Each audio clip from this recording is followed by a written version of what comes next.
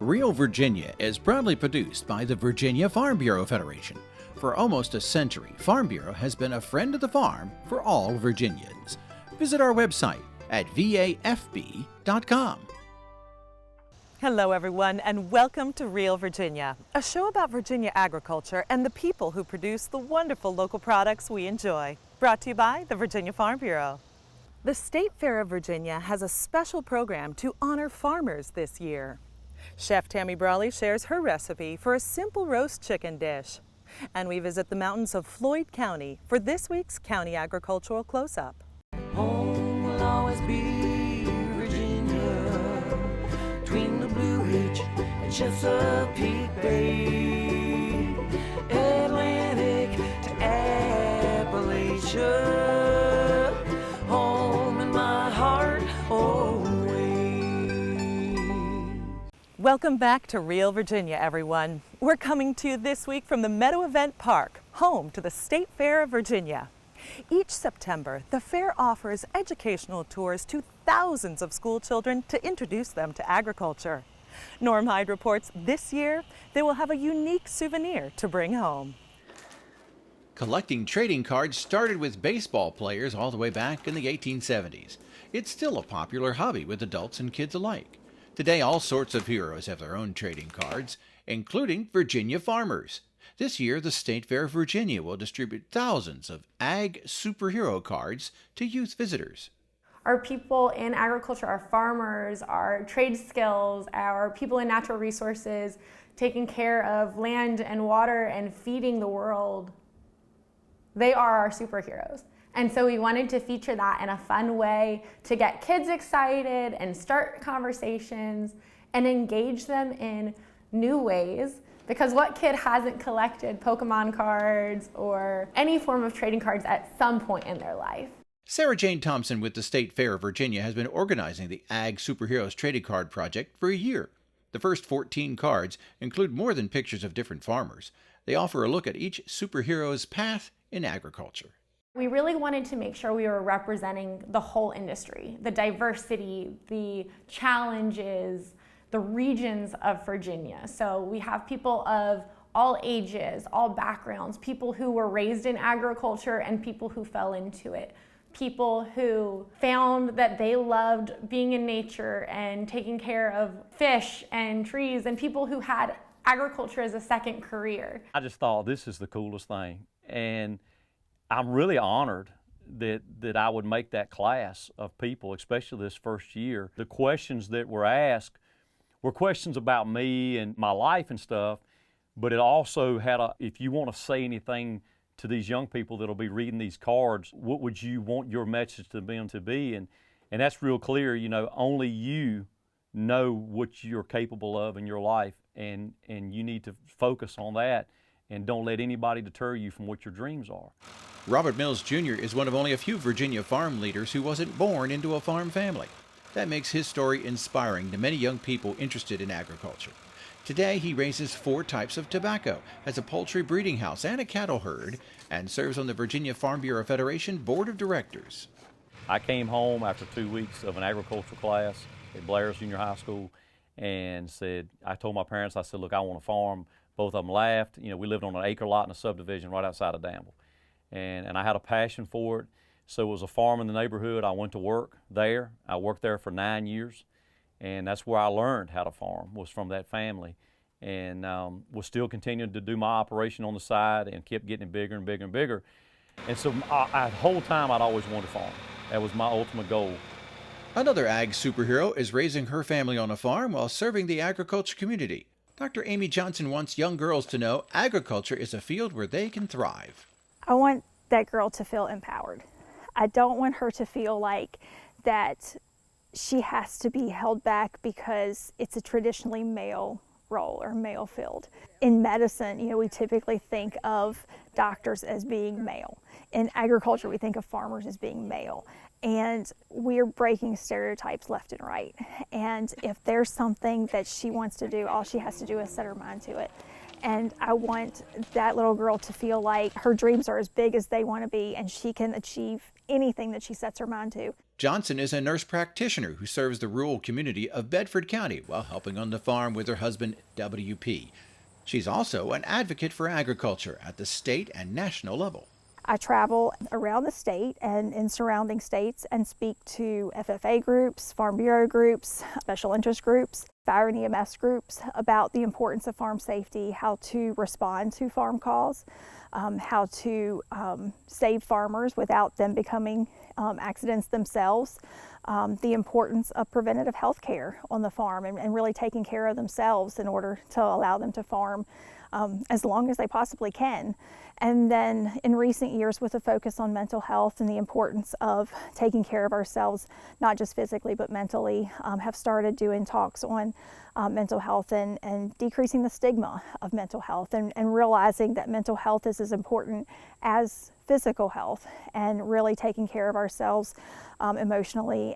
While the Ag Superhero cards are a fun way to introduce young people to Virginia farmers, there are also plans to develop classroom curriculum for primary, secondary, and homeschool education to better connect students to their state fair experience.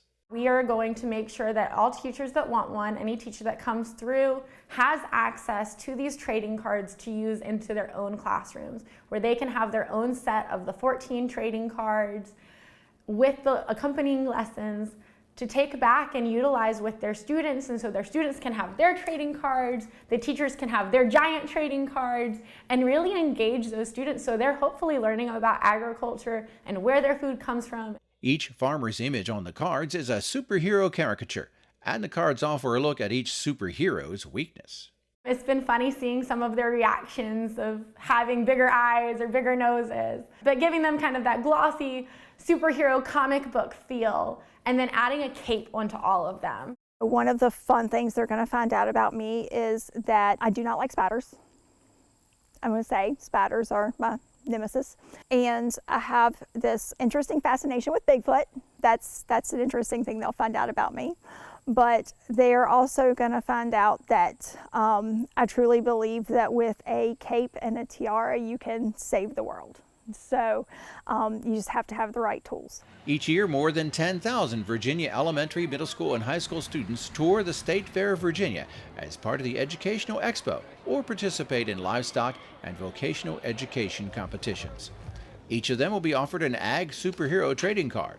They'll have to collect and trade them to get a full set. Right now, the cards are only available at the State Fair of Virginia, but more will be available for teachers soon. Reporting from Richmond, I'm Norm Hyde.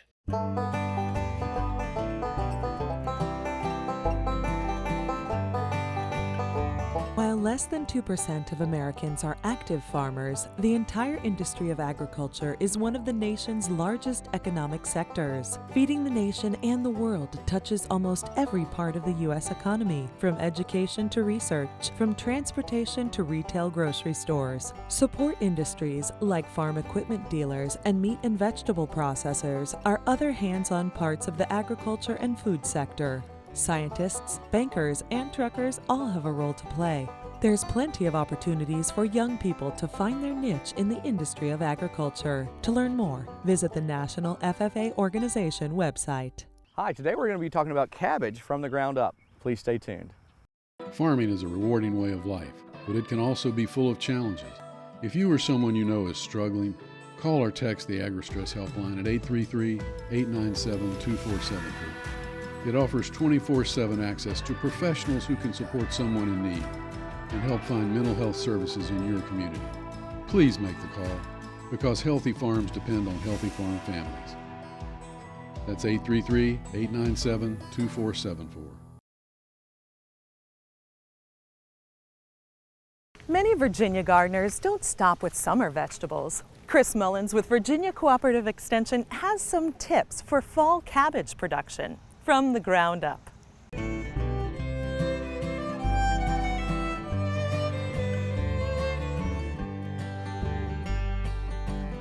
Well, hi and welcome. Today we're at the Fauquier Education Farm. We're here with Mr. Jim Hankins, the Executive Director of the farm, and we're going to be talking about cabbage. Now, Jim, we're kind of at the end of the season, and but you've got some beautiful cabbage here. Tell me a little bit about growing cabbage. Is this something for the home gardener maybe? Well, we're right at the harvest time for the spring season. Okay. One of the things I love about cabbage is that we plant it twice a year. We plant it in March, and then we'll plant it again in the end of July that will go into the fall. I've been harvesting cabbage for the last several years well into December. Cabbage is just wonderful. Okay. It is really nutritious. It won't go bad in your refrigerator. It's really pretty simple to grow. Okay. You know, you just need to know a few things, you know. Make sure your soil has the proper nutrients. Make sure it's got a little bit of water. You know, cabbage grows really slowly from the seed. So most people are going to be putting out transplants. Okay. I like to set out 6-week-old transplants. These literally were started in by seed on January 23rd, and they came out here into the field in March. So we're right at the beginning of the harvest. I see. So you start your own, because you've got a larger farm here. You start a lot of plants on your own. Yeah. But, well, some gardeners can do that too. Yep. But they also can probably find some transplants at their garden center. Garden center, farmers markets. You know, a lot of farmers, you know, it's a great income stream to plant more seed trays than they need. And when you do that, when you're buying from a farmer's market, you're not only supporting your local farmer, but you know you're getting something that will do well in your area because that local farmer, it's what he's growing. That's so very important. I got you there. Well, it sounds like a really good crop. One of the things I've always been a little confused about is the maturity, how long it takes, and then how to harvest. Yep. Oh, cabbage are super easy, but you know, it's a flower bud, and it literally ripens from the inside. If you cut it too early, between the leaves, there are big air spaces. And the cabbage will tell you, I like to say to my volunteers, you want that cabbage to be just like me, hard-headed and bald. So when it is mature, you'll see that the leaves tighten up at the top of the plant. And when you feel it, there's no give whatsoever. It is hard and firm. That means the inside of it is nice and firm. If it gives a little bit, then what you're feeling is air between the leaves. Okay. And if you leave it alone, it will keep on growing. Okay, I know we've got some back here that are not quite ready yet. Yes. And I noticed this one right here. That's a beauty. That's ready to go. Now, how do you cut this? You just... Oh, it's super easy. You just push back the leaves, lean it over, and cut it off. Oh wow, that is easy. I haven't sprayed anything. Right. So we've got a few caterpillars. Okay. The nice thing is I'll take off the outer leaves and they're all gone. Perfect. And there's a beautiful head of cabbage waiting for me. That looks great. This is, you know, I say often that, you know, we donate everything that we grow to area food banks, and that's the perfect food bank food. You can cut off a big chunk, have coleslaw tonight, have corned beef cabbage another night. It will last for months, and everything you do with it will be nutritious. I love it. Nice heavy cabbage header. That's a pretty one. I think this could be a great crop for home gardeners. Absolutely. And twice a year. You know, you want to be planting your seedlings. Don't wait till fall to plant your fall crops. You actually want to plant them at the end of July and into early August, and then you'll have cabbage in September and October, up into November and December even. Wonderful. Thank you, Jim, for letting us come out and talk about cabbage today. Always a pleasure. Well, for more information about growing cabbage, contact your local county extension office and talk to a master gardener. From the Ground Up, I'm Chris Mullins. We'll see you next time. From the Ground Up is presented with the generous advice and assistance of Virginia Cooperative Extension. Visit their website at ext.vt.edu. Hi, I'm Chef Tammy Brawley from the Green Kitchen. Coming up on Heart of the Home, perfect roast chicken. We hope you'll stay with us. Our cow, she walks into the barn, she gets milked. Milk's taken from her and put through a chiller. And that milk's taken from body temperature of a cow, which is about 102.5, and dropped to 35 degrees and put straight onto a tractor trailer. And it goes straight to the plant the next day. So most of the milk that's sitting on your store shelves is probably less than 48 hours old. And that's a pretty good testament to how efficient we are. Roasted chicken can be the centerpiece or main ingredient in hundreds of dishes. Chef Tammy Brawley shows us a unique way to roast your own bird in the heart of the home.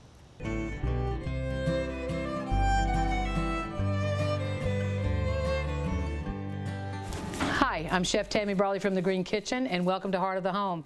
Today I'm going to show you guys how to do a perfect roast chicken.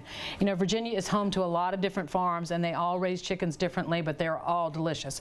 This particular chicken came from the Nolan family farm in Beaver Dam, pasture-raised chickens out there, and Matt and his family do a great job. So when I do chicken, I typically like to do a little shortcut that I learned years ago, and that is to cut the skin for the leg in between. I am going to I'm going to use some of the twine in a moment, but not for the legs. I'm actually going to do that little slit, and I'll pop the leg into that slit. Do the same thing on the other side. And this makes for a nice, concise cooking when it does. You want to have everything together so it cooks evenly. So in this case, for the wings, we don't want these loose, because what will happen is they will inevitably burn if they are loose in your pan. So we're going to take a piece of twine, bring it up around the wings, and we're just going to secure it with a little bit of a knot.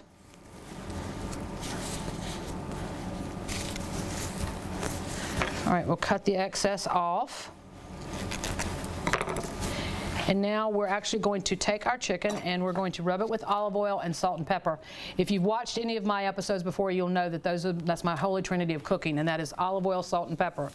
So I'm going to have some olive oil here, and I'm going to pour it all over the chicken and rub it. We want some nice, coarse, kosher salt. Doesn't have to be kosher necessarily, just needs to be coarse.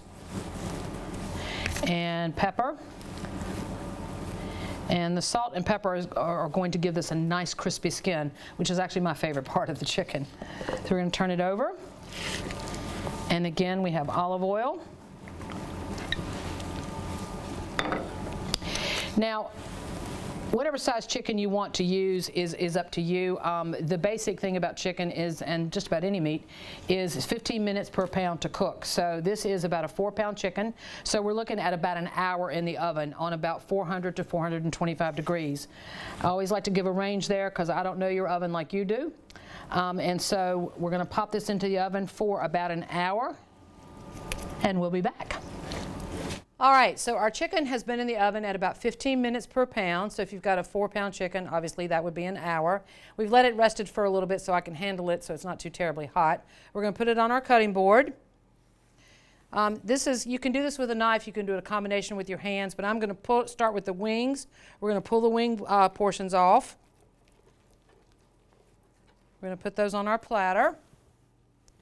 Then I'm going to turn it over, and I'm going to pull apart the leg and the thigh part. This is a little easier to handle sometimes. It's not being very hard today, which is great. Pull apart some of that backbone. Lay our leg portion here. Another leg portion on the other side. And then we have our breast. Now, you can take the breast, you can do a couple different ways. You can pull it, again, the backbone out and the neck. If you wish to leave the bone in, which is fine since we left the bone in the thighs and the wings, come back with your knife and just go down smack through the middle. You really want a sharp knife to do that. And there you have it. Perfect roast chicken. I call it perfect because it's the simplicity of the ingredients. Olive oil, kosher salt, and pepper. I'm Tammy Brawley with the Green Kitchen. Join us next time on Heart of the Home. Recipes from the Heart of the Home can be found on the Virginia Farm Bureau website at vafb.com/recipes, as well as on Chef Tammy Brawley's website at greenkitchenrichmond.com.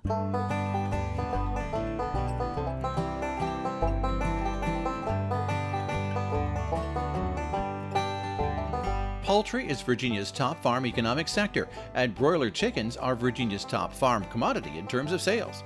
In the past decade, chicken production has increased from 242 million birds to 285 million birds annually, and the sale value of that meat has risen to more than $956 million. The commercial poultry industry raises chickens indoors, where the atmosphere is controlled and food and water are readily available.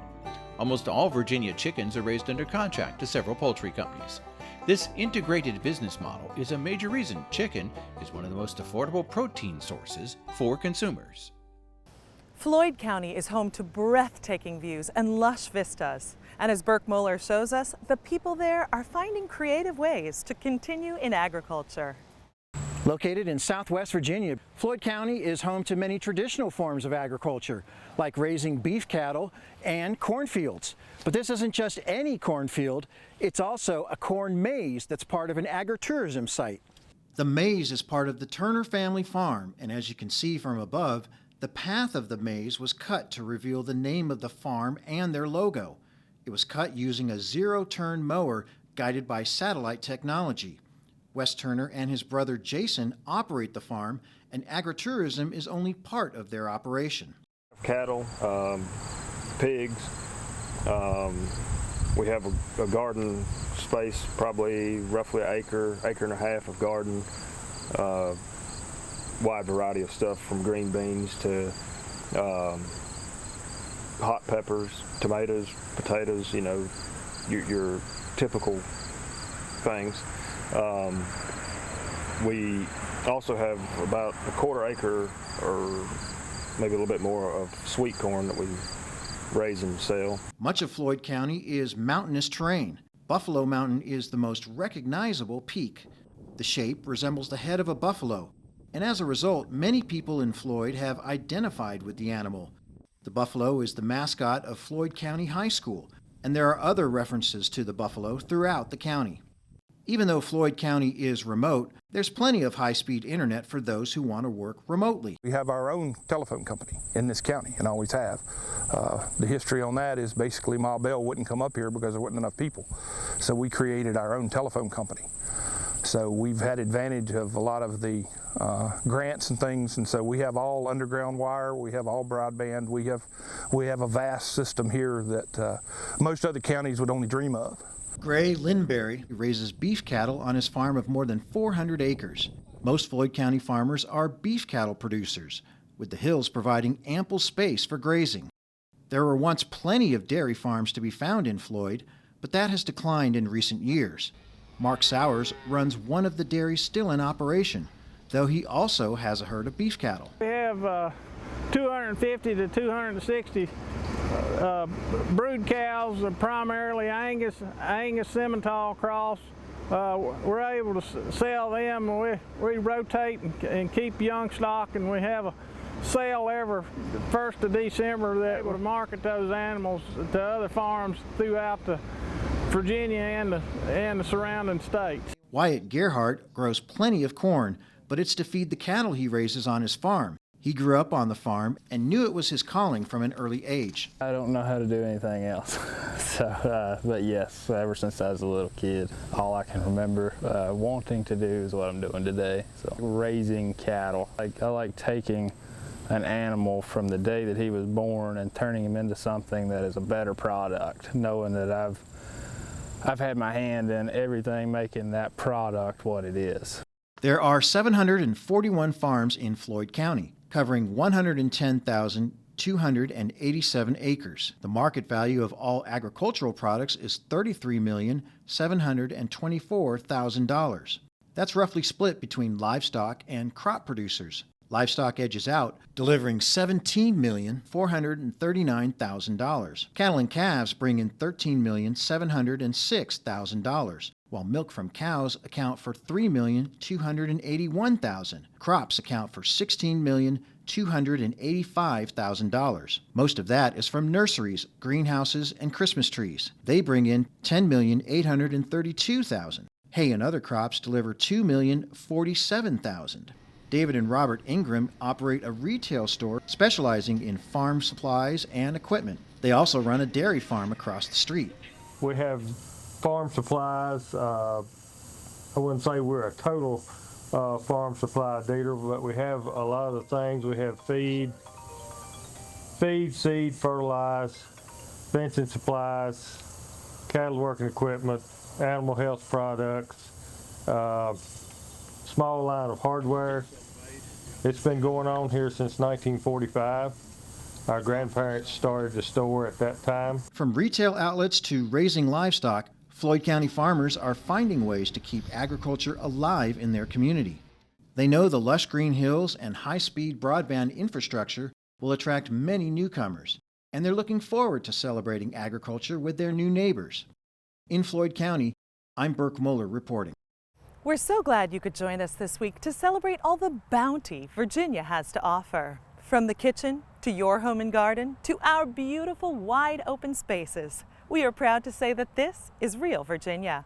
For everyone from the Virginia Farm Bureau, thanks for watching. Make it a great week.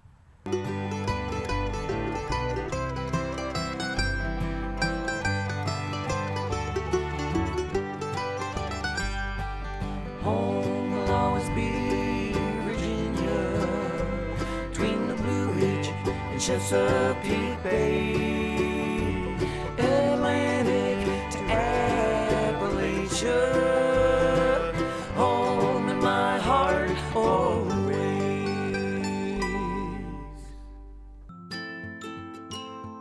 We have 37 parks across the Commonwealth. Every year, 10 million visitors enjoy 600 miles of trails from beaches to mountains, hundreds of cabins and campsites, even yurts.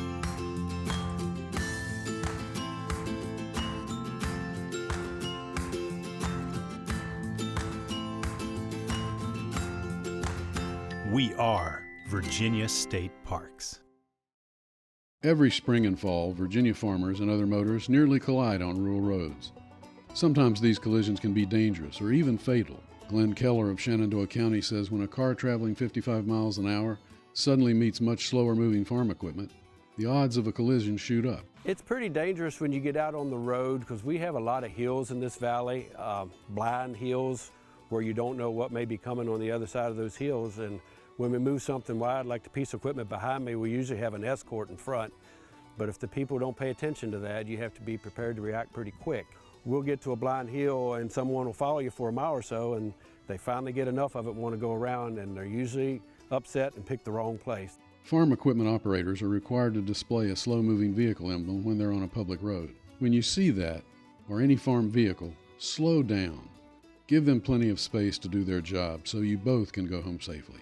This message brought to you by the Virginia Farm Bureau Federation Safety Advisory Committee. Spending time outdoors has never felt more valuable.